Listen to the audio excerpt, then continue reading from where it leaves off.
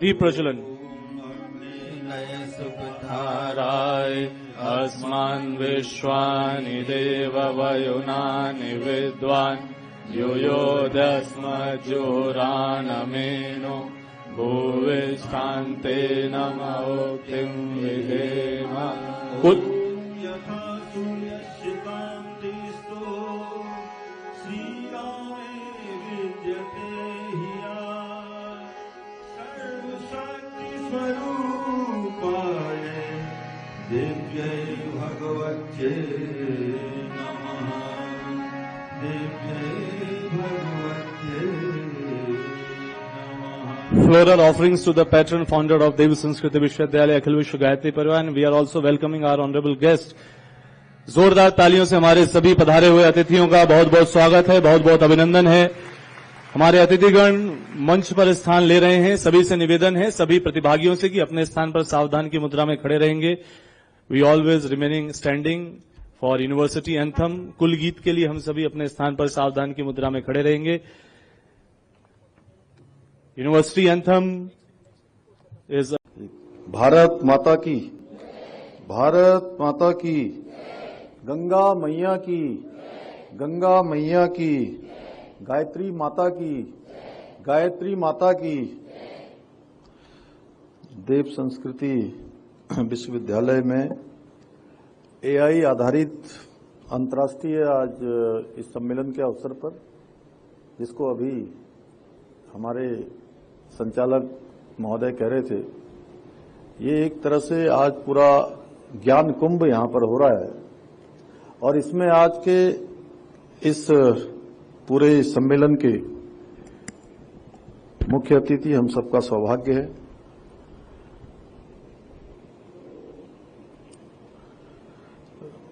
लोकसभा के अध्यक्ष, जिन्होंने एक विशिष्ट पहचान देकर लोकसभा को संचालित करने का काम किया है और जिनसे मेरा बहुत बाल्यकाल से ही जिनका सानिध्य और आशीर्वाद मुझे मिलता रहा है, जैसे लोकसभा के अध्यक्ष, आज के कार्यक्रम के मुख्य अतिथि आदरणीय ओम बिरला जी,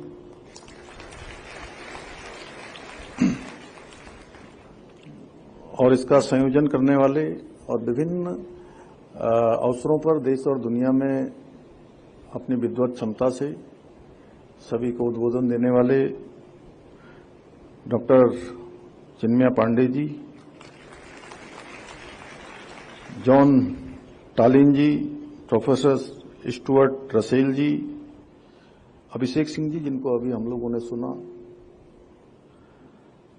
रॉबर्ट टैगर जी, डॉक्टर सचिन चतुर्वेदी जी, महानिदेशक विकासशील देशों के लिए अनुसंधान एवं सूचना प्रणाली भारत, श्री विलियम जोन्स जी, शरद पारदी जी, कुलपति देव संस्कृति विश्वविद्यालय, स्वामी रूपेंद्र प्रकाश जी, आचार्य लोकेश मुनि जी, और इस कार्यक्रम में उपस्थित हमारे सभी महानुभाव, स्वामी यतीश्वरानंद जी, हमारे डॉक्टर जयपाल जी, सैनी जी, जमदग्नि जी, श्री आशुतोष शर्मा जी, हमारे राकेश गिरी जी और किरण जी, मनोज जी, सभी उपस्थित और विभिन्न विभिन्न स्थानों से आज के इस कार्यक्रम में पधारे सभी हमारे विद्वत्गण, विद्वज्जन, विश्वविद्यालय परिवार के सभी हमारे आचार्यगण, शिक्षकगण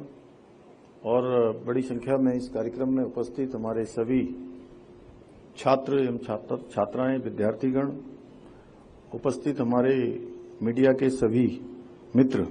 मैं सबसे पहले तो वेदों के अधिराष्ट्री मां गायत्री के चरणों में शीश नवाकर उनको प्रणाम करता हूं और हरिद्वार की इस पुण्य धरा में आयोजित इस अंतर्राष्ट्रीय सम्मेलन में देश विदेश से पधारे सभी विषय विशेषज्ञों का, शोधकर्ताओं का, निजी क्षेत्र के प्रतिनिधियों का, सभी गणमान्य महानुभावों का देवभूमि उत्तराखंड आगमन पर सभी देवभूमि वासियों की तरफ से, अपनी तरफ से सबका हृदय से स्वागत करता हूं, सबका अभिनंदन करता हूं।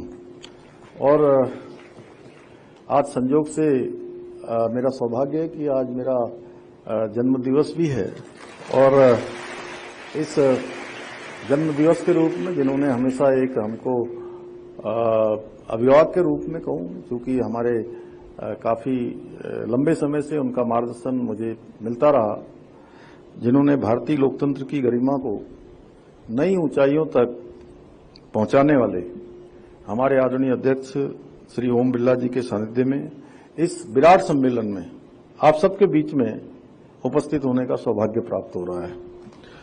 मैं समस्त प्रदेशवासियों की तरफ से आदरणीय ओम बिरला जी का भी हृदय से स्वागत करता हूं, उनका अभिनंदन करता हूं। आध्यात्मिकता और विज्ञान के बीच समन्वय स्थापित करने के उद्देश्य से आयोजित इस ऐतिहासिक अंतर्राष्ट्रीय एआई सम्मेलन का आयोजन करने के लिए मैं देव संस्कृति विश्वविद्यालय और डॉक्टर चिन्मया पांडे जी को बहुत उनका आभार व्यक्त करता हूं कि देवभूमि उत्तराखंड में उन्होंने इस सम्मेलन का आयोजन किया, जो देश और दुनिया की इस समय एक आवश्यकता है। भाइयों बहनों, प्राचीन भारतीय संस्कृति में ज्ञान, विज्ञान और अध्यात्म का एक अद्वितीय संगम देखने को मिलता है। हमारी सनातन संस्कृति केवल आस्था और विश्वास पर ही आधारित नहीं है, बल्कि एक गहरे वैज्ञानिक दृष्टिकोण, चिंतन और सोच का परिणाम है। हमारी सनातन संस्कृति निश्चित रूप से अपना एक वैशिष्ट्य लिए हुए है। यही कारण है कि भारतीय संस्कृति ने विश्व को अनगिनत वैज्ञानिक खोजें दी हैं, चिंतन दिया है, पद्धतियां और जीवन के व्यवहारिक समाधान प्रदान किए हैं। महान खगोल शास्त्री आर्यभट्ट, जिनके सिद्धांतों ने खगोल शास्त्र और गणित को सरल बनाया। आचार्य कणाद, जिन्होंने हजारों साल पहले परमाणु की व्याख्या की। आचार्य नागार्जुन, जिन्होंने सदियों पहले सोना, चांदी, तांबे, लौह और पारा व अभ्रक आदि का इस्तेमाल कर औषधीय भस्म बनाने की विधि तैयार की। महर्षि सुश्रुतु, जिन्होंने जटिल से जटिल शल्य चिकित्सा के सिद्धांतों को प्रतिपादित किया। महर्षि पतंजलि, जिन्होंने योग शास्त्र के माध्यम से शरीर, मन और आत्मा के संतुलन को वैज्ञानिक आधार पर स्पष्ट करते हुए मानव जीवन के सर्वांगीण विकास का मार्ग प्रशस्त किया। ये सभी हमारे गौरवशाली भारतीय वैज्ञानिक स्तंभ हैं, जिनके अमूल्य योगदान पर आज का आधुनिक विज्ञान आधारित है। भाइयों बहनों, आज विज्ञान और प्रौद्योगिकी के साथ साथ एआई भी व्यापक रूप से हमारे जीवन के हर पहलू को प्रभावित कर रहा है। अभी आप सब लोगों ने हमारे बड़े सभी विद्वान सभी यहां पर वक्ताओं के वक्तव्य यहां पर सुने हैं। एआई तकनीक न केवल हमारे दैनिक जीवन को आसान बना रही है, बल्कि उद्योग में, चिकित्सा में, शिक्षा, कृषि और अनेक क्षेत्रों में नवाचार की प्रगति का भी प्रमुख कारक बन रही है। यदि हम एआई की शक्ति का सही दिशा में और सही प्रकार से उपयोग करें तो ये अनेकों क्षेत्रों में सुधार लाकर करोड़ों करोड़ लोगों के जीवन को बेहतर बनाने में अपनी महत्वपूर्ण भूमिका निभा सकती है।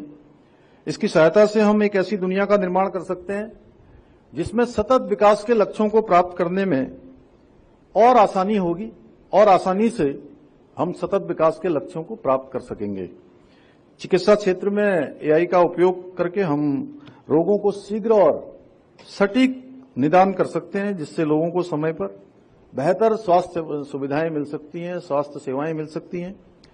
शिक्षा के क्षेत्र में एआई का उपयोग करके शिक्षण कार्य को और अधिक इंटरेक्टिव और प्रभावी बना सकता है। कृषि में एक एआई का उपयोग करके हम फसल उत्पादन को बढ़ा सकते हैं, जलवायु परिवर्तन के प्रभावों को समझ सकते हैं और किसानों की आय को दोगुना करने के उद्देश्य को साकार कर सकते हैं। हमारे राज्य की प्राकृतिक सुंदरता, संसाधनों की रक्षा के लिए भी एआई महत्वपूर्ण भूमिका निभा सकता है। एआई आधारित निगरानी प्रणालियां वन्य जीव संरक्षण के क्षेत्र में, वन संरक्षण, जल संसाधनों के संवर्धन और संरक्षण की सुरक्षा में बहुत महत्वपूर्ण साबित हो सकती है। इससे हम पर्यावरण को, इकोलॉजी और इकोलॉजी के बैलेंस को भी बनाने में सफल हो सकते हैं। जैसा कि आप सभी को भली भांति मालूम है कि आज समूचा विश्व जलवायु परिवर्तन की चुनौतियों से जूझ रहा है। चूंकि आदरणीय लोकसभा अध्यक्ष जी यहां पर हैं, तो मैं जरूर उनके समक्ष कहना चाहता हूं कि इस वर्ष हमको राज्य के अंदर, उत्तराखंड के अंदर या मैं कहूं पूरे हिमालयन रीजन में, उत्तराखंड, हिमाचल प्रदेश, जम्मू कश्मीर या अरुणाचल नॉर्थ ईस्ट के प्रदेश हों, सभी स्थानों पर पहले लोग कहते थे कि अत्याधुनिक अगर कहीं निर्माण हो रहा है तो वहां पर आपदाएं आ रही हैं। लेकिन मैं आपको बताऊं कि जितनी भी आपदाएं राज्य के अंदर घटित हुई हैं, मैं लगभग सभी स्थानों पर पहुंचा हूं और मैंने देखा है कि कहीं कोई निर्माण कार्य कुछ नहीं हुआ है। जैसे मैं अगर आपको धराली की बात करूं तो कोई ऐसा बहुत विशेष वहां पर कोई लोहा, कंक्रीट, सीमेंट का बहुत बड़ा जमावड़ा या बहुत बड़ा वहां पर कोई निर्माण कार्य हो, ऐसा नहीं है। इसी प्रकार से पौड़ी जनपद के भरसार क्षेत्र से आगे पैठानी के पास सैंजी गांव, जहां एक भी निर्माण नहीं है, केवल सामान्य गांव, वहां पर एक ही गांव में 22 स्थानों पर बादल फट जाता है। थराली में बादल फट जाता है, चेपड़ों में बादल फट जाता है। पौसारी गांव बिल्कुल सीमांत क्षेत्र, हमारा पिंडारी ग्लेशियर के पास का क्षेत्र, वहां भी कोई निर्माण कार्य नहीं, लेकिन वहां भी बादल फटने की एक घटना होती है और अपने साथ पूरा सैलाब लाती है। तो ये कहीं ना कहीं ये जो ग्लोबल वार्मिंग जिसकी बात हम सब लोग करते आए हैं, हमारे वैज्ञानिक करते हैं, उसका असर अब यहां पर दिखाई दे रहा है। तो ऐसे में अगर एआई आधारित प्रणाली होगी तो आपदाओं को हम रोक नहीं सकते, लेकिन प्रिडिक्टिव होकर यदि हमको पहले इसकी जानकारी मिल जाएगी तो जान माल की जो बड़ी क्षति होती है उस क्षति को भी हम बचा सकते हैं। और मैंने भारत सरकार से भी, माननीय प्रधानमंत्री जी से, गृह मंत्री जी से और जो एजेंसियां हैं उनसे मैंने अनुरोध किया है कि राज्य के अंदर जो इस प्रकार के ग्लोबल वार्मिंग के कारण से जो ये आपदाएं आ रही हैं, इनका एक आकलन भी होना चाहिए। हम राज्य के स्तर पर भी कर रहे हैं और आपके भी संज्ञान में रहेगा तो निश्चित रूप से ये चीजें हमारी आगे बढ़ेंगी और इस पर हमने इन सभी का बहुत सामना किया है। आज जब बारिश होनी चाहिए, बारिश नहीं हो रही है। आज मेरे मन में बहुत तीव्र इच्छा थी और चिन्मय जी ने मुझे 2 दिन पहले ही बताया कि आदरणीय अध्यक्ष जी का आज यहाँ पर आगमन होना है। तो मेरे को बहुत इच्छा थी कि प्रातःकाल से मैं सारे काम करके मैं आपके आने से पहले यहाँ पहुँच जाऊँ, लेकिन आज दुर्भाग्य से आज भी देहरादून में पूरी रात भर 1 मिनट भी न रुकने वाली भारी तेज बारिश हुई है, जिसके कारण से कम 20 स्थानों पर आज भी सारे मार्ग हमारे अवरुद्ध हो गए हैं। कई जगह पर लैंडस्लाइड हो गई है, कई जगह पर जो है पुल जो है हमारे इस आपदा की भेंट चढ़ गए हैं। तो भाइयों बहनों, इस सब हमको आपदाओं का सामना भी इस बार करना पड़ रहा है। और जिस समय बारिश होती है उस समय बारिश नहीं होती है, जब सर्दी पड़नी चाहिए जब सर्दी नहीं पड़ती है। और इस बार हमने उत्तराखंड में पूरे इस मानसून के समय में मुझे लगता है कि इस बार गर्मी ही हम लोगों ने उसका एहसास ही नहीं करा, क्योंकि बारिश ही लगातार होती रही है। और पिछले वर्ष आप देखेंगे तो ये एक भयंकर गर्मी का हम लोगों ने सामना करना पड़ा, जितना कभी नहीं किया था। भाइयों बहनों, आज आदरणीय प्रधानमंत्री जी के नेतृत्व में एआई तकनीकों को बढ़ावा दिया जाने के लिए विश्व स्तर पर आज भारत की एक विशिष्ट छवि बनी है, विशिष्ट स्थान बना है। और आदरणीय प्रधानमंत्री जी के मार्गदर्शन में अब समूचा विश्व विज्ञान और प्रौद्योगिकी के क्षेत्र में जो भारत की नेतृत्व क्षमता है, उस क्षमता को भी स्वीकार कर रहा है। उनके दूरदर्शी नेतृत्व में भारतवर्ष में 2026 में वैश्विक एआई एक्शन समिट की मेजबानी भी करने जा रहा है। यूनाइटेड किंगडम, दक्षिणी कोरिया और फ्रांस के बाद एआई सुरक्षा पर केंद्रित वैश्विक शिखर सम्मेलन की मेजबानी करने वाला भारत दुनिया का चौथा देश होगा। इतना ही नहीं, आदरणीय प्रधानमंत्री जी के नेतृत्व में राष्ट्रीय स्तर पर इंडिया एआई मिशन की शुरुआत की गई है, जिसका उद्देश्य एआई और उससे संबंधित प्रौद्योगिकियों के विकास के लिए एक उचित वातावरण तैयार करना है। इसके साथ ही सूचना मंत्रालय द्वारा एआई के प्रचार प्रसार और उपयोग की गति को और देने के लिए कई कार्यक्रमों का संचालन भी किया जा रहा है। आज देश में डिजिटल इंडिया अभियान के अंतर्गत आर्टिफिशियल इंटेलिजेंस, मशीन लर्निंग और क्लाउड कंप्यूटिंग जैसी उन्नत तकनीकों को बढ़ावा दिया जा रहा है। आदरणीय प्रधानमंत्री जी की प्रेरणा से हमारी सरकार उत्तराखंड में भी विज्ञान और तकनीकी नवाचार को बढ़ाने के लिए कृत संकल्पित होकर कार्य कर रही है। हम प्रदेश में टेक्नोलॉजी, डिजिटल गवर्नेंस, शोध और विकास नई प्रौद्योगिकी और स्टार्टअप के अनुरूप इकोसिस्टम को प्रोत्साहित कर रहे हैं। साथ ही हम प्रदेश में साइंटिफिक रिसर्च और लर्निंग को बढ़ावा देने के लिए साइंस बेस्ड नॉलेज इकोनॉमी को भी मजबूत करने का प्रयास कर रहे हैं, जहां हम आज प्रदेश के प्रत्येक जनपद में एक साइंस और innovation centre, labs on wheel, GSI dashboard, digital library, patent information centre, stem labs के माध्यम से विज्ञान प्रौद्योगिकी और नवाचार के क्षेत्र में विश्व स्तरीय इंफ्रास्ट्रक्चर तैयार कर रहे हैं। देहरादून में हमारा साइंस सिटी का काम बहुत तेजी से आगे बढ़ रहा है। वहीं एआई, रोबोटिक, ड्रोन, सेमीकंडक्टर और प्री इंक्यूबेशन लैब की स्थापना जैसे महत्वपूर्ण नवाचारों को बढ़ावा दे रहे हैं। भाइयों बहनों, हमारी सरकार द्वारा तकनीकी और नवाचार के उपयोग से सरकारी सेवाओं को पारदर्शी और प्रभावी बनाने की दिशा में भी कार्य किया जा रहा है। हमने राज्य में सीएम हेल्पलाइन 1905 सहित विभिन्न जन कल्याणकारी सेवाओं में एआई तकनीक का उपयोग प्रारंभ कर दिया है। इतना ही नहीं, हम कृषि के क्षेत्र में भी किसानों को तकनीक से जोड़ने हेतु राज्य में स्मार्ट एग्रीकल्चर तकनीकी को बढ़ावा दे रहे हैं, जिसके माध्यम से राज्य में तकनीकी और सेंसर आधारित खेती को प्रोत्साहित किया जा रहा है, जिससे कृषि उत्पादन को बढ़ाने में मदद मिल रही है।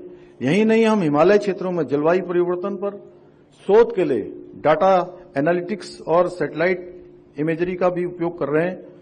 हमारी सरकार का प्रयास है कि केंद्र सरकार के संस्थानों के साथ सामंजस्य बैठाते हुए प्रदेश में एआई के लिए एक अनुकूल वातावरण तैयार किया जाए। इसके लिए जरूरी है हम एक ऐसा मंच तैयार करें जहां प्रदेश के प्रतिष्ठित संस्थानों से विशेषज्ञ आए, अपने ज्ञान एवं अनुभव को साझा करते हुए पारस्परिक सहयोग द्वारा एक मजबूत एवं प्रभावी तंत्र विकसित कर सकें। भाइयों बहनों, आज विश्व भर में एआई तकनीक का उपयोग प्रत्येक क्षेत्र में नई नई संभावनाओं के द्वार खोल रहा है, लेकिन इसके साथ ही हमें इसके दुष्प्रभाव और इससे पारंपरिक रोजगार पर पड़ने वाले संभावित प्रभावों को लेकर भी सजग रहना होगा। मेरा पर्सनली मानना है कि हमें इसे एक खतरे के रूप में नहीं बल्कि एक नए अवसर के रूप में देखना चाहिए। हमें साइबर सुरक्षा, गलत सूचना, डीप फेक से जुड़ी चिंताओं को भी दूर करना चाहिए। हम अपने युवाओं को एआई फ्रेंडली हमें उनको बनाना होगा, क्योंकि जो इस तकनीक के साथ कदम मिलाकर चलेंगे वही बदलते दौर में आगे आ पाएंगे। इसलिए आवश्यक है हम अपने शिक्षा और प्रशिक्षण से इस ढांचे को इस प्रकार से तैयार करें जिससे हमारे युवा एआई का उपयोग ही न करें बल्कि उसके विकास में भी अपनी भूमिका निभा सकें।